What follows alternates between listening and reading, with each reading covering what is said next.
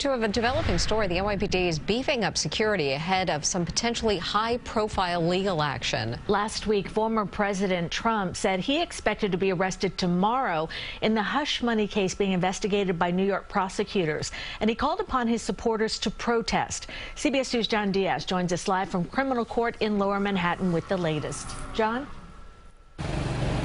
Cindy and Mary, good morning to both of you. And today could be the last-ditch effort that Trump's legal team has to win this case. CBS News has learned that later on today, an attorney may be called in front of a Manhattan grand jury to discredit star witness Michael Cohen. A former President Donald Trump's legal team likely busy this Monday morning, saying over the weekend Mr. Trump would surrender to charges if and when they come.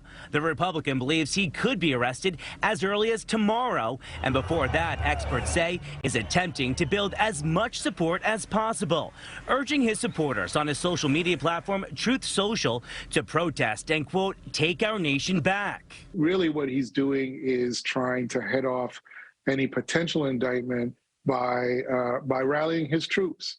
The message has put New York City and federal law enforcement on alert. Basil Smikle is a political strategist. If this indictment does come to fruition, we're all in uncharted territory. It's going to be really difficult to talk about or predict what comes next, because we've never in the history of the United States of America been in this situation. The pending indictments of former President Donald Trump stem from the Manhattan District Attorney's investigation into alleged hush money payments to women who say they had sexual encounters with Mr. Trump, including adult film actress Stormy Daniels. Trump's former lawyer, Michael Cohen, claims he wrote the checks in coordination with and at the direction of Donald Trump. Trump denies it ever occurred. The circus continues. I mean, look, he only profits and does well in chaos and turmoil. Mr. Trump is also saying on social media the district attorney of Manhattan is the one breaking the law, claiming Alvin Bragg should be held accountable